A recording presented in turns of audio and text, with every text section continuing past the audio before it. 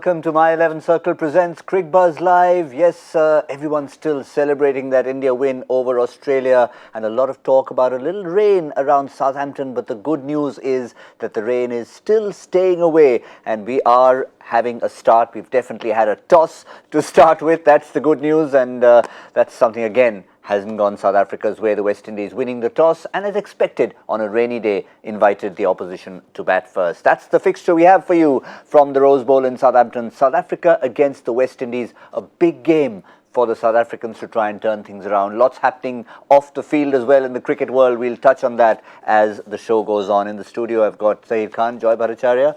Zaheer, we thought we may not even get a start. At least we've got play up and running. That's English weather for you. So actually, when you're playing in England and when I was playing county as well, everyone used to say that you don't play cricket based on weather. You do if you like. At times I used to go and ask them, okay, there is a forecast of rain later, so maybe bat first or something on those lines. But they'll say no, you don't play cricket based on weather because it can change.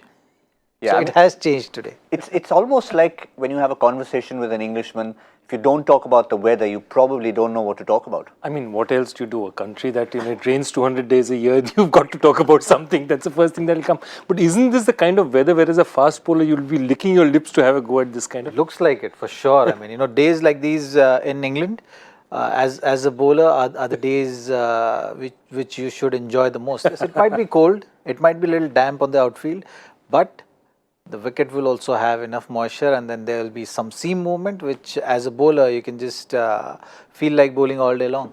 Forget Jason Holder and company. Ian Bishop looked a little grumpy. Why can't I? Why do I have this suit on? I know. But again, we know there are a few changes. We'll confirm exactly what those are for you. But first, let's go to the big news for West Indies. That is Andre Russell. I mean, we knew that he was struggling a little towards the end of the previous game, but probably good to try and leave him out and then have him fit again properly for a. I think that's what they're doing. It's precautionary. It's probably not this thing. Andre Russell is never going to get 100% fit. His body just will not allow it anymore. He's in that stage of his career. So he's got to manage injuries. He's never going to get. So they'll say, okay, we'll drop him for this one, hold him, give him a little bit of rest. Okay, there are 3 more extra days. Let him rest. These joints will come back. This is a crucial match. So I think that's how they're going to play out Andre Russell from now on, because his body doesn't have, the engine doesn't have enough there to play 9 matches in full fitness. But actually may not be a bad idea for this match, if Kemar Roach is coming in, because you have to look at the replacement as well. Who is replacing Russell? Kemar Roach, who that is going to give you 10 overs. You can bank him on bowling those 10 overs. Also the kind of lengths which he bowls. So Russell predominantly, we've seen in Trent Bridge track also, likes to use his bouncer to good effect. So the focus will be more on bounces, but if today's wicket is going to suit the bowler who is going to actually look to get in that area 5.5, 6 meters, or if not a bit more, so you have to err on the fuller side when there is help in the wicket and it's damp. So that's something which Kemar Roach can come very handy for West Indies. So all in all, I think it's not a bad move by West Indies, even if it's a forced change. That change might work in their favour because they've won the toss and now going to be the fielding side first. Yes, the other change, of course, for the West Indies is Evan Lewis is not fit, so Darren Bravo comes back into the side. That's the second change, and Roach in for Russell there. You can see that strengthened bowling lineup there. I guess Ashley Nurse would have been a question mark with the conditions, but with Russell not fit, I guess there's no option. Kemar Roach will provide that little extra for them, but a big opportunity for Darren Bravo, assuming the game goes the way it goes, to try and show that the world that he can bat. Yeah, absolutely. This is his last opportunity. If Evan Lewis comes fit again, he's not going to get too many more chances. He's got to grab it. He's got to take it. And he's absolutely right. Kemar Roach on this kind of a wicket is going to give you 10 overs of up ball coming up there, and I think it's a very decent chance. It's a kind of bowling attack. I think it suits far more what Kemar Roach will bowl than what Andre Russell will bowl. They don't need that kind of chin music out here. Yeah, and from the South African point of view, we did say in our preview that we might look at the experience of Aiden Markram and we might see the sacrificing of Tabraiz Shamsi depending on the conditions. That's exactly what's happened. JP Dumini is the one who's made way. We didn't know if it was going to be Miller or Dumini. It's Dumini who's made way for Aiden Markram, and Shamsi has been replaced by the man who Zaheer Khan knows a little bit about. Buran Hendricks spent a bit of time in the Mumbai Indians, used to play for Kings 11 Punjab. So I think, again, from the South Africa's point of view, they'll need some fresh blood. Someone who's not even in the side when they lost those first couple of games. And he's someone who can use the conditions well. You know, he's not out and out quick bowler now, but relies on those variations. Has been very steady with bowling those areas as well. So that is something which will come handy if the weather forecast is what it is and it's going to stay overcast throughout the game. Then I'm sure that Buran Hendricks will have some kind of impact on the game. But on the whole, South Africa has been struggling with their bowling a little bit because of the injuries as well. They've not been really getting those numbers going, which South African bowlers have been known for. You know, you always see South African bowlers making that impact on the game. You know, be it Dale Steyn, Chris Morris, now Rabada, and Rabada is just feeling the pressure of responsibility as well. The fielding also has not supported their bowling as it should have been. So that's something which South African team needs to make sure in this game that don't miss those opportunities which they've been missing in the first couple of matches. And those numbers that we showed you, the average and the strike rate, it's sometimes in isolation you can't judge them. But I can tell you they're the worst numbers of any team in this tournament, the 47 and the 49. Yeah, absolutely. And no South African bowler is there in the top 10 of wicket takers as well. I mean, and remember, a lot of teams have played just 2 matches. So you've played 3 matches and not one of your bowlers in the top 10. Dewson, their top batsman, is scored 113 runs over 3 matches. I mean, these are ridiculous numbers from South Africa. The other thing is that, you know, he's seen South African sides for 2 decades. Fielding, you automatically tick off for South Africa. They're going to be a top fielding side. And not to see them be a top fielding side is something which is a surprise. That's something you would take for granted in South African teams over the last 2 decades. So that rot is very deep, and, you know, he's absolutely right, having fresh blood. The other interesting thing is they're saying, I am not going to bowl Dumini. What can Dumini do? His advantage was he could have bowled 4-5 overs. They're saying, now boss, you are 5 bowlers. Here's your job. You go and do your job. There's nobody to back up for you. You have to do the job. There's no backup. You are only 5 bowlers. They've gone in with 5 bowlers. They've gone in with that philosophy that, okay, you know, 5 batsmen, 6 batsmen are going to do the job for us. Make sure that you do just that one job and focus on that, and the bowlers just focusing on that. Felukwa has been really good actually. He has contributed with the bat, contributed with the ball, playing that role very nicely. I think, you know, that's something which I was impressed by in the first 2 matches. Chris Morris had come good, but he's been hot and cold. That's something, you know, which he has to figure out. Hopefully he continues with the run what he had in the previous match. If he starts bowling consistently, which is going to be very important for this South African team from the balance point of view, because Rabada is also looking for some kind of support from the other bowlers around, because you know, it's end of the day, it's a team game. You know, everything has to come together, and you know what happens when your one department is not doing well, it carries on to the next one. Then the frustration creeps in, which we saw the glimpses of that frustration in the previous match when Miller also dropped that catch of Rohit Sharma, even though it was too late in the match. But still, those kind of things just kind of puts you down, your shoulders drop, and then the effect of that goes on fielding as well. So from South Africa's point of view, I know it's hard. You know, it's not easy when you've lost 3 matches. But when you know that you're going to play 9 matches irrespective of what the result is, you have to find that inspiration and that motivation amongst that group in terms of staying positive, in terms of having those positive chats which Faf was trying to say at the toss Enough as well. games to try and recover. Yeah, so six matches, that's something which Faf was trying to get the point across, that you have to look at it as, okay, 2 strong teams have beaten us and we've had 1 bad loss. So you have to make it up for that. You have to win basically all the matches, but you have to find that inspiration.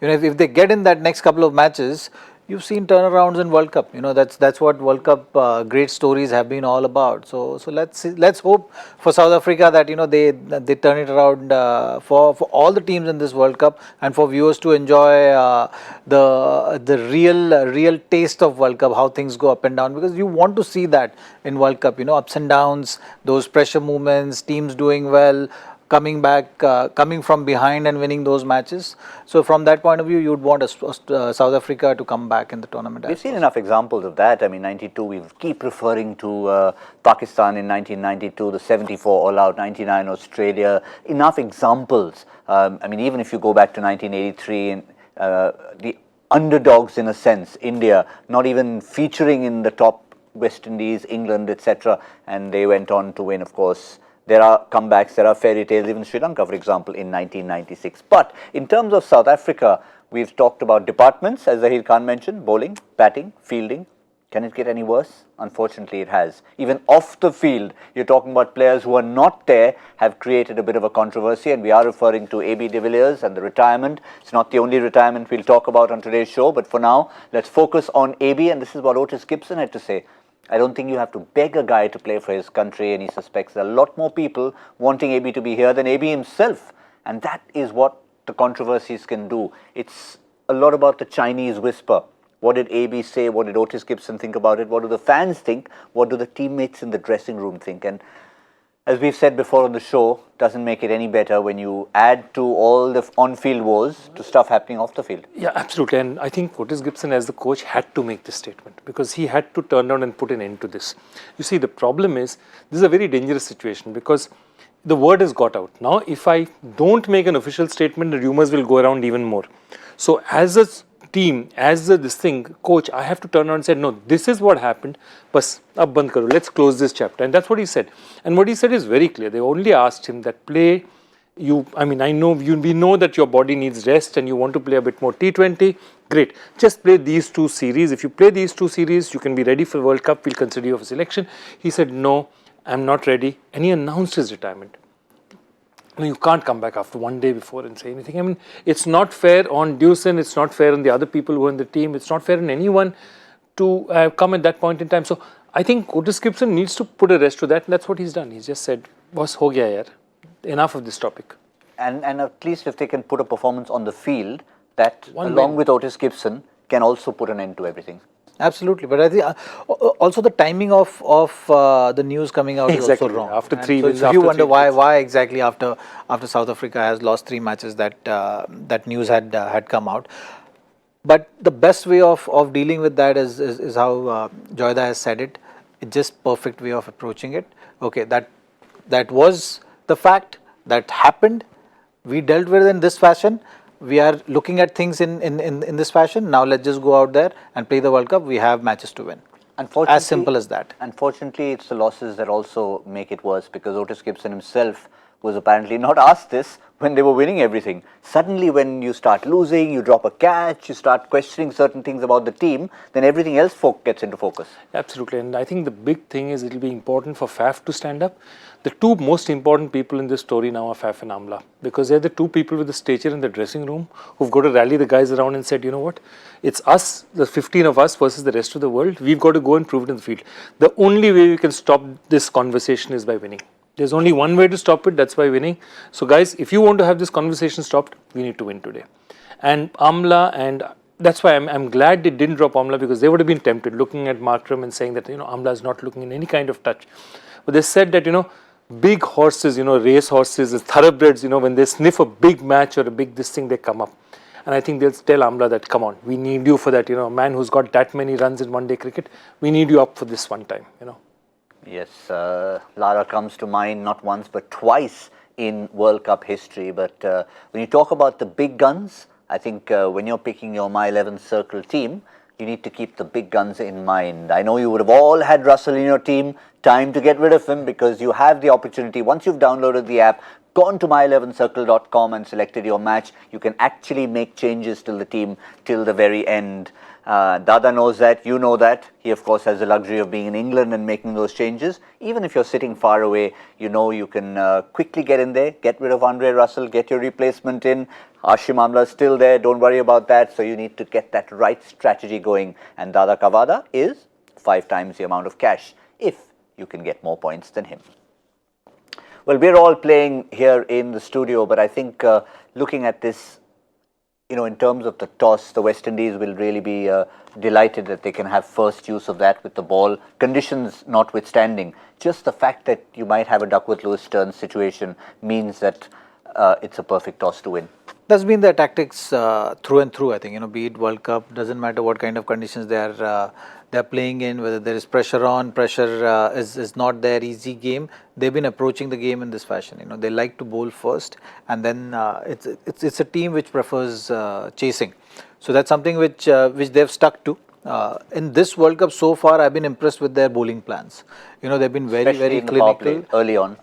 On the whole, yes. I mean, in the previous match, they were playing against a tough opponent. One man really taking things away from them. But apart from that, I think they've been pretty smart with their planning. I've liked the fact how Jordan has been Holder has been changing the bowlers.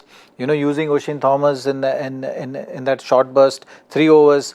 Russell, when he was playing 3 overs and then utilizing his bowlers. First match he started with the new ball himself, but then later on understood that, okay, you know, this is my best combination.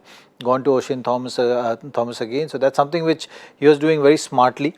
And on the whole, they've been taking a lot of boxes with bowling. Forget that one-off knock of Coulter-Nile. But I think this team has figured out their planning. More often than not, they will trouble teams is what my feeling is in this World Cup. And those were impressive numbers in the power play. I mean, he talks about 2 wickets in the first 10 overs.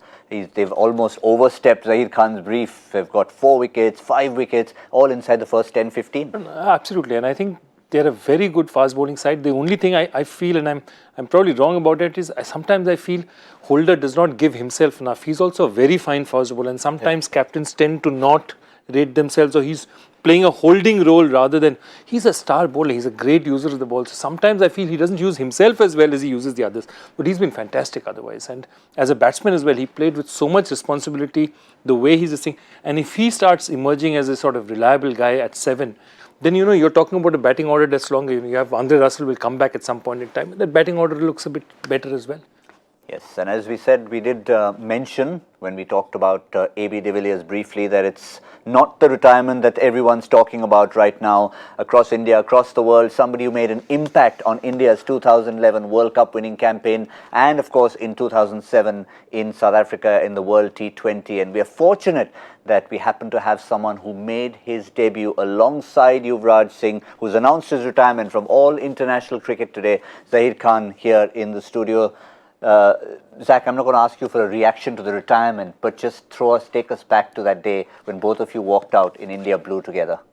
Well, in fact, I mean, whether you ask me or don't ask me, that's what I was thinking of, and it's an emotional day in anyone's career, you know. And I've always felt, even through my experience, when I decided that, okay, you know, it's time and I have to move on. You know, it just kind of comes to you, and you feel that you are free from all the burdens, you know, all the sacrifices you've done, all the things which you've been doing just for the love of the game.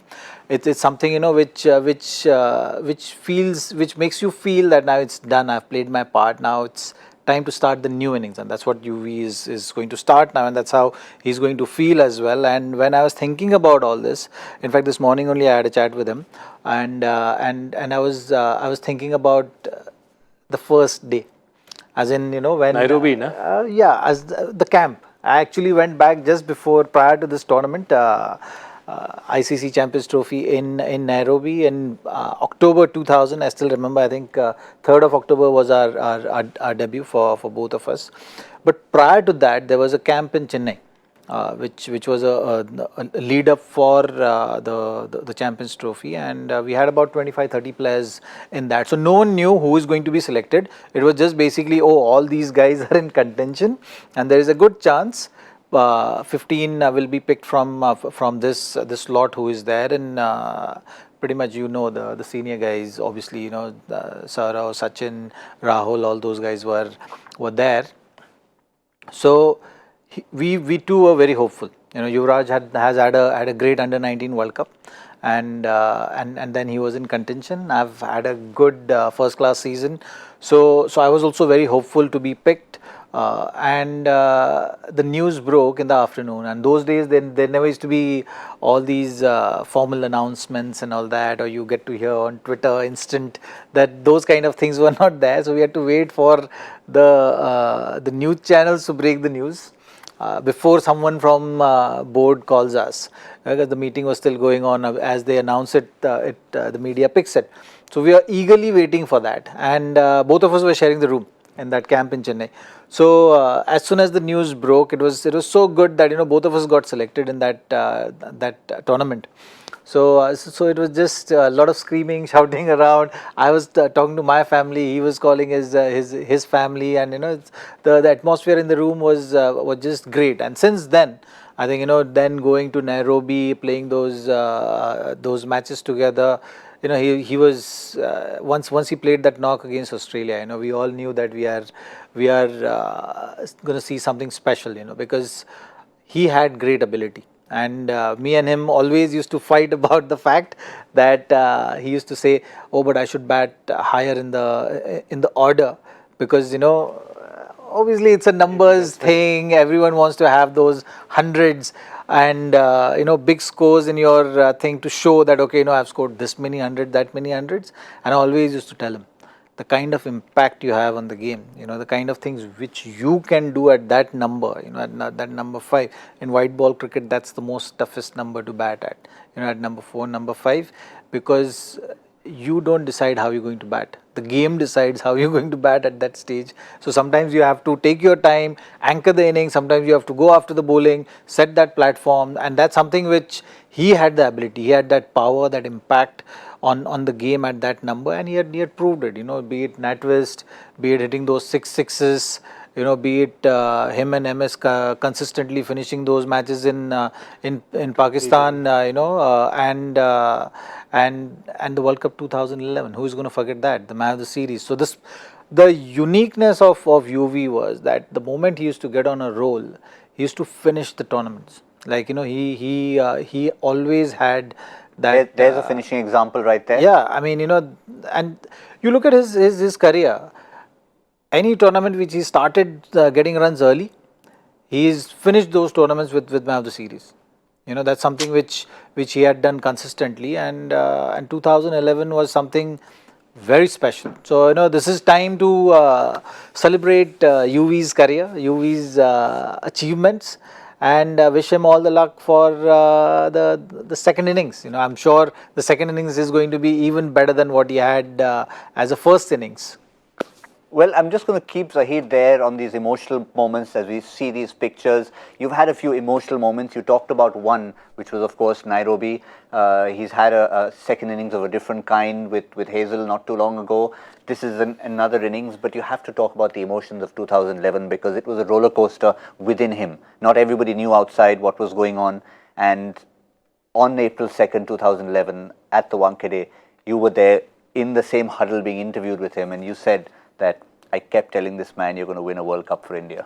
Absolutely, and that's something which we all knew, that what he can bring to the table. With the ball in hand, with the bat, his role was going to be huge in the World Cup.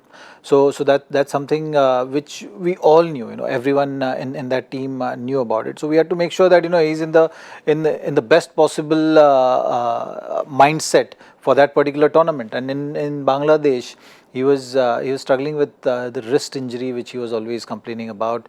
He was getting few injuries all along the line, and because of that, he was not getting on a roll which he usually prefers. He's always been kind of a guy who always preferred to be on a roll. Like once he's scoring runs, he will score runs, and then he can stretch that patch. So that's something which was not happening for him because of the injuries which were just keeping him in and out of the playing 11. So I was telling him, don't worry about all these things which are going to be happening. You know, come World Cup, you are going to have the impact which you always had on the game, and you playing matches is going to be most important for us. And I remember during the World Cup as well, one of the matches he had that neck strain, and he came to me. I was like, oh, I feel like not playing the match. I said, I'm not hearing anything. You have to play it, even if you have to open your stance, if you can't see it. But he's saying, no, but I have to look at the bowler. So I said, open your stance and play, because, you know, once you're there in the middle, you forget all the aches and pains. And that's what he did in that 2011. Even though he was suffering physically, he was just, you know, overshadowing everything, because once you are in that match situation and scenario, all you're thinking about is how well you can contribute for the team to win the match, and aches and pains all just vanishes in for that, you know, that moment till the time you are on the field playing the match. Yes, I just had to listen to Zaheer talking about his teammate Joy, but you know, we saw some of the numbers, we saw the photographs, but sometimes neither of those do justice to his contribution. What's the legacy Yuvraj Singh will leave behind? Oh, absolutely, as he said, and more than anything else, you know, it's, if you look at what, you know, exactly what Zaheer is saying, the teammates around him, the people, he lifted everyone else around him, and that was what, he was such an inspiration. I mean, playing, one is the impact you make on the field as a player, the other is the impact that you have on everything around you. And from the important things like winning World Cups to even the less important things. So every Indian cricketer, the young cricketers, when they used to come in, I remember in 2007-8, everyone would wear Ed Hardy, and everyone would, why? Because UV Paji wears it. He was the style guru also of the team. You know, all the young guys, they wanted to look like shades like UV, style like UV. So in every way, he was a leader. I mean, every one of these guys said, you know, one day I want to be like that guy. And that was Yuvraj, you know. And yet he carried it so lightly. You interview him, you talk to him, he was absolutely, he never had that, you know, I'm a star. You know, he was just a very cool guy. And he was always very good with any young talent coming along, you know. So be it part of the team or outside, you know, he would make sure that he would have that kind of impact on that guy, where, you know, he becomes a role model for that guy. You know, he's always been a very flamboyant, stylish kind of a personality, but he was very serious when it came to cricket and achieving and winning matches. You know, that fire was always burning. I'm sure it still is, because he was just part of the IPL franchisee, and, you know, he was not taking it sitting down. The fact was, he was not making playing 11. You know, he wanted to be out there and win matches. You know, so that's something you can relate with UV pretty much all the time. So that spark, that fire, is always going to remain. Absolutely. I mean, and of course the style icon stays. That's never going to change. That either. It's not going anywhere. Yeah, I know. If had we probably had lots of time to think about it, you would have set a real tough UV question. I have to. I'll do but that we'll next come to that later. Today, let's have what you have already set for us. Okay, it's an easy one. Easy one. Match is overcast conditions. So many brothers have played Test cricket together. We know lots of them. However, who are the last set of brothers to have made their Test debuts together? So, you know, Steve and Marco have played, but one replaced the other in a team. One time, both brothers made their Test debut together, and it's not that often that it's happened. Oh, both the brothers made debuts together. Okay. And Zach is thinking, you know, when you see the two of them together, him and UV, they always say, "Yeah, brother, what's happening, brother?" So he's thinking, is this question about me in Nairobi? Brothers making their debuts together? Then I would have said one day debut. Which it was correct. They were like brothers. But of course, we're talking about real brothers, blood brothers. Yeah, it's not a Hindi movie. You got to think about that. But that's what we've got to do. Hashtag Cricbuzz Live, get those answers in, and we'll have lots more questions. I can promise you there's going to be a couple of fun UV questions coming your way in the next few days. Thank you very much, Joy. Thank you, Zaheer, for those thoughts. We'll have another chat about the legacy of... Oh, I got plenty of stories. Absolutely. We've got more stories on the man, the legend, the fashion icon, the champion, Yuvraj Singh, to follow. For now, of course, we're going to keep an eye on what's happening in Southampton, South Africa against the West Indies. We'll evaluate things at the 15th over in Cricbuzz Combox.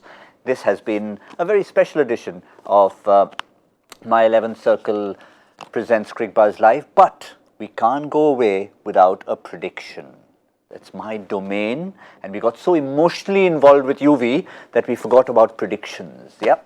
What's it going to be for West Indies bowling first, South Africa struggling in slightly overcast conditions? Are we going low? I'm going low.